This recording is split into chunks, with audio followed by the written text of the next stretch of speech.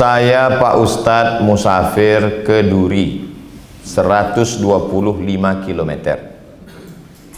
Apakah saya qashar atau saya tunggu kalau amat sangat kesulitan? Setelah berusaha tidak mampu baru qashar. Berarti dia tidak paham illat sebabnya. Kenapa qashar? Sebab qasharnya itu bukan sulit. Sebab kalau illatnya sulit, berarti yang naik pesawat sama naik onta itu beda. Karena tak sama naik pesawat dengan naik onta. Illat qashar itu bukan sulit, tapi safar. Asal sudah mencapai safar itu, ada yang mengatakan 82 kilo, ada yang mengatakan 85 kilo. Saya memakai Al-Fiqhul Islami wa Adillatuh Syekh Wahbah Zuhaili 88, sekian. Kalau susah mengingatnya 90, 89 ini kadang payah. Kalau dari pengajian ingat jadi 98. Ingat aja Wali Songo siji loro telu papat lima enam pitu wolu songo 90. Asal udah mencapai itu qashar lah. Saya tak mau qashar Pak Ustadz. Kenapa tak mau qashar? Karena dulu mereka kan naik onta, jalan kaki. Kita sekarang kan naik pesawat. Maka beramal ini bukan ikut perasaan. Nah, kalau beramal ini ikut perasaan, orang yang biasa berwudu disuruh tayamum dia tak mau. Saya kalau tayamum ini rasa tak sembahyang Pak Ustaz. Makanya beramal ini adalah dengan ilmu. Kalau sudah beramal dengan ilmu, dilaksanakan, terbiasa dengan itu, barulah rasa itu berubah. Jadi kalaulah orang memperturutkan rasa, rasa itu tak bertepi. Kalau menurutkan akal, akal itu tak berbatas. Apa batas akal dan rasa? Syariat. Makanya orang tasawuf yang meninggalkan syariat tak berbatas, dia tak kemana-mana perginya. Maka syariat, asy-syari'atu bila haqiqatin batilah wal haqiqatu bila syari'atin atilah. Kalau hakikat tanpa syariat hampa dia, tak ada isinya. Maka tidak mengikuti rasa-rasa. Yang mengikuti rasa itu berbuka puasa. Perlu ada rasa. Nah, ini tentang masalah. Asal udah dapat ilatnya, safar, laksanakan. Nah, itu. Yang kedua, Ustadz menyebutkan dalam contoh ini puasa ada, sholat ada, tapi tak ada jelaskan bagaimana tentang haji. Padahal haji yang jelas ada, walillahi 'alan nasi hajjul baiti man istata'a. Jadi saya sebutkan definisi lughatan, wastilahan, pendapat ulama, baru sebagai beberapa contoh. Istita'ah ini dalam semua ibadah. Mana contohnya? Fattaqullaha mastata'tum. Maka dalam semua ibadah ada istita'ah. Lalu kenapa Ustaz jelaskan cuman dalam sholat dan puasa? Karena memang kita fokusnya namanya pun kultum kan, kuliah 7 menit. Kuliah 7 ini tidak adil juga. Yang mau disampaikan 7 menit, tapi Ambo menyampaikan 50 menit. Nah, artinya example, sebagai contoh saja, sebagai contoh kasus saja yang Ambo sebutkan tadi. Bukan berarti istita'ah itu hanya ada pada sholat dan pada puasa. Ustadz tadi membacakan hadis. Hadisnya sahih, sahih Bukhari, sahih Muslim. Sawabuhu, maka dapat pahalanya muqiman, seperti pahala orang yang muqim, wa sahihan, seperti pahala orang yang sehat. Sementara ada hadis lain mengatakan bahwa orang yang melaksanakan rukhsah dia dapat setengah. Mana yang dipakai? Maka ulama menulis kitab namanya Ikhtilaful Hadis. Tak ada air putih ya.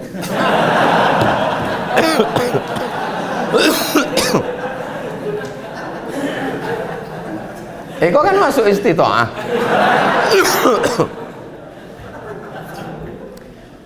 Kalau bertentangan antara dua hadis, bagaimana sikap ulama? Yang pertama al-jam'u, mengkombinasikan. Karena al-aslu fil nassi al-amalu bihi. Al-aslu fil asya al-ibahah. Hukum asal sesuatu halal.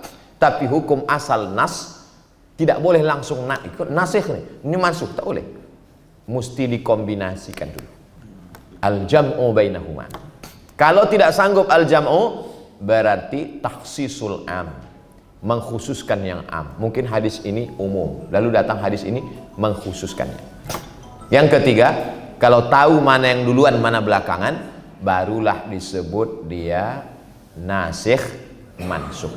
Apakah hadis yang mengatakan sama pahalanya dengan mengatakan setengah pahalanya nasikh mansukh? Tidak. Lalu dalam hal ini at-tarjih, dipakai yang kuat. Bagaimana kalau ada dua dalil? Mana yang dipakai?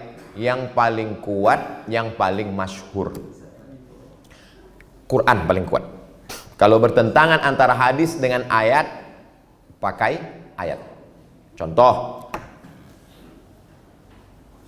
innal mayyita yu'adzabu bibukai ahlihi. Mayat disiksa karena keluarganya menangis. Ada bapak-bapak meninggal, menangis bininya. Kata bini, datang ustad. Bu, jangan nangis. Ibu menangis, diazab nih bapak. Ini pasti bukan Ustadz MD. Kenapa? Nan menangis siapa? Ibu kok. Kenapa lo bapak kok dan diazab? Sudahlah waktu hidupnya untuk azab di ibu kok. Mohon maaf ibu, bukan ibu. Kinilah matinya menangis ibu kok menangisnya jadi konai lagi. Kan? Maka hadis ini dibantah oleh Sayyidatuna Aisyah. Kata Aisyah, hadisnya yang meriwayatkannya Abdullah bin Abbas. Kata Aisyah, ini bertentangan dengan ayat wala taziru waziratun wizra ukhra. Tak pakai kok. Tapi sebagian ulama tetap memakai hadis ini karena ada asbabul wurud. Kalau sebab turun ayat asbabun nuzul. Sedangkan ini hadis ada asbabul wurud. Rupanya mayat yang disiksa karena keluarganya menangis ini sebelum matinya berpesan, beko kalau ambo mati undang grup menangis. Sebab di zaman itu kalau untuk menunjukkan siapa yang paling hebat, siapa yang paling wamai uang menangis. Itu yang paling hebat. Maka inyo diazab bukan de uang kau menangi, tapi je inyo meninggalkan wasiat supaya diundang grup. Itu penjelasan ulama. Jadi tidak serta-merta hadis itu ditolak karena hadisnya sahih. Periwayatnya Abdullah bin Abbas ternyata ada takwilnya. Itu maka tak bisa kita membaca hadis langsung hukum. Lalu hadis ini yang dipakai, yang ditarjih, yang paling masyhur Sahih Bukhari, Sahih Muslim. Hadis itu levelnya paling tinggi Ustadz, ada dalam Sahih Bukhari, ada dalam Sahih Muslim. Yang di bawah itu ada dalam Sahih Bukhari, tidak ada dalam Sahih Muslim. Yang di bawah itu ada dalam Sahih Muslim, tidak ada dalam Sahih Bukhari. Yang di bawah itu ada dalam, tidak ada dalam Sahih Bukhari, tidak ada dalam Sahih Muslim, tapi syaratnya cukup menurut syarat Imam Bukhari dan Muslim. Siapa menyusunnya? Imam Al-Hakim, nama kitabnya Al-Mustadrak. Jadi Imam Al-Hakim kok dicarinya syarat Imam Bukhari Muslim kok dapetnya 5. Sanadnya bersambung, rawinya adil, rawinya dhabit, tidak ada syaz, tidak ada illat. Dicarinya hadis-hadis yang selamat 5 ekor menurut syarat Bukhari dan Muslim, disusunnya dalam satu kitab. Maka hadis ini masuk dalam kriteria hadis sahih, tapi tak ada dalam Sahih Bukhari dan dalam Sahih Muslim. Tapi dia tetap dianggap sahih karena menurut syarat Bukhari dan Muslim. Kenapa Bukhari lebih tinggi daripada Muslim? Bukhari syaratnya lebih tinggi karena satu aja. Karena Bukhari mensyaratkan subutul liqa. Sedangkan Muslim tidak mesti subutul liqa. Kata dia imkanul liqa. Walaupun dia tidak bertemu, asal sezaman cukup. Contoh, ambo meriwayatkan hadis. Haddatsani Hamka. Buya Hamka. Kenapa Ustaz tiba-tiba ingat Hamka? filmnya tidak lama lagi diputar. Menurut Imam Bukhari, hadis Abdul Somad tak diterima. Kenapa? Karena Abdul Somad tak berjumpa dengan Buya. Abdul Somad tak berjumpa dengan Buya Hamka, maka tak bisa hadisnya diterima. Karena Imam Bukhari mensyaratkan subutul liqa. Dari mana dapat hadis kau? Dari Imam Bukhari. Imam Bukhari kau dapat dari siapa? Dari Imam Abdullah bin Maslamah. Berjumpa Abdullah bin Maslamah dengan Imam Bukhari? Ya. Imam Abdullah bin Maslamah kau dapat dari siapa? Dari Malik bin Anas. Berjumpa Malik bin Anas? Berjumpa. Imam Malik bin Anas dari siapa? Dari Abu Zinad. Berjumpa? Berjumpa. Imam Abu Zinad dari siapa? Dari A'raj. Berjumpa A'raj dengan Abu Zinad? Berjumpa. A'raj dari siapa? Dari Abu Hurairah. Abu Hurairah berjumpa dengan Nabi, berjumpa dengan Nabi. Subutul liqa. Jadi kalau dapat hadis Sahih Muslim, dapat Bukhari, maka yang ditarjih adalah yang Bukhari. Hadis yang tadi menyebut bahwa orang yang beramal, musafir dia 2 rakaat, sakit dia duduk, dia dapat mendapat pahala sawabuhu muqiman wa sahihan. Hadisnya masyhur, hadisnya dalam Sahih Bukhari, hadisnya dalam Muslim, maka dipakailah riwayat ini. Tapi tetap dilihat, jangan sampai beramal singkat hanya karena adna masyaqqah. Adna masyaqqah. Sakit-sakit seketek, tak bisa. Wallahu a'lam bishawab. Hanya Allah yang lebih tahu. Yang baik dari bacaan awak, dan tak baik mudah-mudahan Allah mengampuni dosa-dosa awak, insyaallah. Amin. Demikian. Baik, kita rasa cukup untuk materi.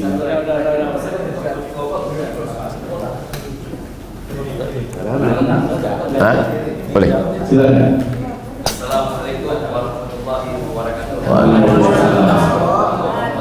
Ada 2 pertanyaan yang menyambung pertanyaan Ustaz tadi yang disampaikan kita ini. Pertama tentang pertanyaan beliau jamak dan qashar. Nah, apakah jamak dan qashar itu kalau kita berpergian dari satu tempat ke tempat yang lain yang jaraknya itu 100 km, kemudian apakah ada syarat kita menjamak dan mengqashar itu bila mana kita nginap di tempat itu, Pak Ustaz? Yang pertama, karena ada juga Ustaz yang menyampaikan itu harus nginap. Nah, biasanya dia menyampaikan kalau kita jalan-jalan di kota saja 100 kilo, itu sama juga kita jalan dari sini ke Payakumbuh, kemudian balik lagi, tidak nginap di sana. Nah, orang yang jalan dari sini ke Payakumbuh tidak nginap itu boleh nggak jamak qashar? Kemudian yang kedua tentang tadi sholat berdiri dengan sholat duduk. Nah, apakah benar ada ulama atau ustadz yang mengatakan kalau kita sakit lalu kita sholat duduk pahalanya itu sempurna, sedangkan hadis yang sholat duduk tadi itu setengah daripada sholat duduk. Sholat ya Sudah ditanyakan tadi, sudah dijawab. Ya, maksudnya saya menyambung apa tadi. Baik, silakan yang di belakang terakhir. Pertanyaannya, apakah itu sholat wajib dengan sholat sunnah, itu maksud saya. Apakah sholat wajib itu dia mendapatkan sempurna pahalanya penuh, dan sedangkan kalau sholat wajib dia mampu berdiri, dia sholat duduk, baru itu yang dikatakan mendapat pahala setengah. Baik. Terima kasih. Assalamualaikum. Yang terakhir yang paling belakang, singkat padat. Silakan. Memberi makan pada pekerja di rumah kita yang tidak sholat seperti tukang misalkan. Yang kedua, yang kedua adalah di dalam hal safar, apakah lebih baik mengambil rukhsah atau meninggalkannya? Terima kasih. Baik, langsung. Innallaha yuhibbu an tu'ta rukhasuhu. Hadisnya Sahih Bukhari, Sahih Muslim, muttafaqun alaih. Sesungguhnya Allah suka kamu mengambil rukhsahnya. Menurut mazhab Hanafi wajib. Mazhab Hanafi wajib mengambil rukhsah. Tak boleh tamam 4 rakaat. Wajib 2. Sedangkan menurut mazhab Syafi'i afdal kita ambil rukhsah. Itu. Lalu kemudian Ustadz 89 km Jadi kalau ada orang berputar-putar di Pekanbaru nih, berputar. Maksudnya itu ustad cerak subuh di sana, habis itu kajian zuha, habis itu kultum, habis itu berputar jadi Pekanbaru. 89. Kalau gitu boleh lah nyok kosor. Ini namanya pikih akal-akalan. Nya ndak bisa membedakan musafir, mukim, mustautin. Tak tahu dia membedakan mana musafir, mana. Kalau orang Pekanbaru berputar-putar di Pekanbaru 1000 kilo, apa namanya? Mukim. Tapi kalau Ambo sampai ke Payakumbuh, itu namanya musafir. Buka cabang di Payakumbuh, itu namanya mustautin. Joleh. Jadi bukan tengok kilometer, mesti menginap dulu. Hah? Jadi safar, kau rusak konsentrasi orang kau lah, joleh. Jadi bukan awak di dalam kota kau berputar-putar.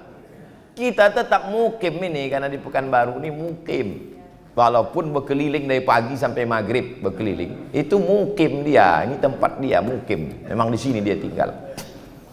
Tidak di berapa kilo dalam Al-Fiqhul Islami wa Adillatuh 88, sekian 89 kalau mau dibulatkan. Kalau mau bulat betul 90.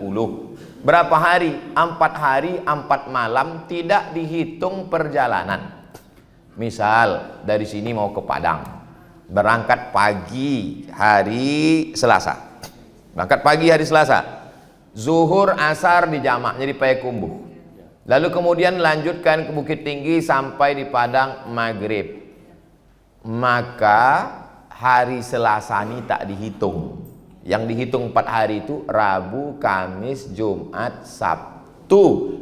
Sabtu sore maghrib, Sabtu sore barulah dia tidak lagi boleh menjamak karena sudah terhitung 4 hari. Kalau payah menghitung hari, hitung 20 kali sholat. 5, 10, 15, 20. Referensi Al-Fiqhul Islami wa Adillatuh. Tapi Nabi Muhammad 19 hari di Madinah, di Makkah kosor terus. Nabi waktu peristiwa Fathu Makkah, pembebasan kota Makkah tahun ke-8, panglima perangnya namanya lupa pula, Sa'ad bin Ubadah. Lalu kemudian ketika sampai di kota Makkah 19 hari Nabi kosor terus. Nabi jadi imam. 2 rakaat inyo salam. Assalamualaikum warahmatullah. Assalamualaikum warahmatullah. Lalu apa kata Nabi? Atimmu salatakum. Sempurnakanlah salat kalian. Jangan ikut salam sama ambo.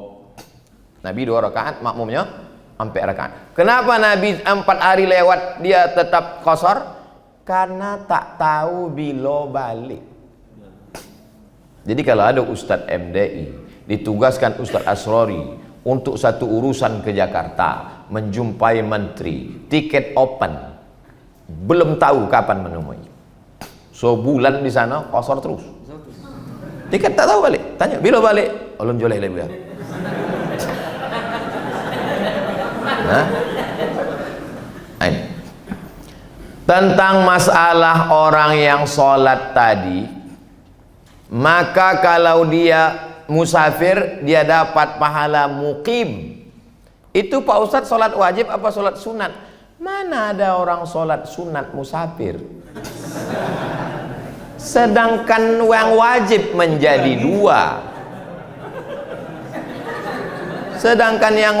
menjadi 2.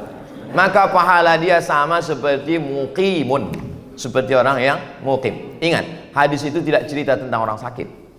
Hadis itu bercerita tentang orang safar dan sakit. Seandainya hadis itu bercerita tentang orang sakit, maka besar dugaan mungkin ada sholat sunat dan sholat fardu. Tapi hadis ini bercerita tentang safar dan musafir dan sakit. Orang musafir, orang sakit mendapatkan pahala yang sempurna.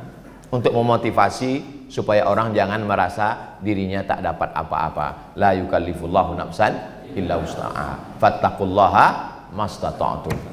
Ada orang berpuasa di panas terik. Ditanya sama sahabat, kenapa kamu berpuasa panas terik? Dengan berpanas-panas ini makin banyak pahalanya. Jadi rupanya fenomena orang mempersulit-sulit diri itu dari dulu sudah ada. Dianggapnya dengan mempersulit itu maka makin banyak pahalanya. Man ahdatha, siapa yang membuat-buat suatu amalan, malaisa alaihi amruna, yang tidak ada dalilnya, fahuwa raddun, maka amal itu mardud. Jadi orang yang menjemur dirinya, dimatikannya AC, matikan AC. Karena dengan matinya AC, dengan tenangnya ini berkurang pahala kita. Yang kantornya pakai AC, tetap pakai AC. Tapi bukan berarti MDI menutup ini biar supaya jangan sangka tutup ini berkurang pahala kita, enggak. Matikan AC berpanas-panasan, makin panas makin banyak pahala, enggak. Kita laksanakan saja dengan sesuai seperti tuntunan, maka kita mendapatkan pahala. Ingat bahwa pahala itu hak prerogatif Allah. Tapi kita dikasih bocoran-bocoran indikasi-indikasinya. Boleh jadi orang yang sakit itu pahalanya lebih banyak pula dari yang mungkin, lebih banyak pula dari yang sehat. Karena waktu sehat dia tak sembahyang, waktu sakit itulah. Nah, itu. Jadi masalah pahala ini memang itu hak prerogatif Allah, tapi kita dikasih bocoran-bocoran. Bocoran itu yang kita sampaikan, dan itu berdasarkan wahyu dari Nabi Muhammad SAW. Wallahu a'lam bishawab. Tadi soal tukang yang dikasih. Ibu memasakkan nasi uduk untuk sarapan pagi suaminya yang sakit. Ada pula adiknya yang musafir. Ada pula satu tukangnya yang bekerja memukul dinding. Memasakkan untuk suami yang sakit tak berdosa, karena suami yang sakit termasuk dalam orang yang boleh berpuasa. Memasakkan untuk adik yang musafir tak berdosa, karena musafir pamangkana minkum maridan au ala safarin. Memasakkan untuk tukang tadi sebelum tukang itu lemas berdosa, karena tukang tadi wajib makan sahur dan berniat puasa. Tapi ketika sampai jam 1 tukang tu alhamdulillah katanya, datang makanlah, makan. Sebelumnya lemeh, selagi masih kencang pang tak bolehnya boleh makan. Jelas? Wallahu a'lam.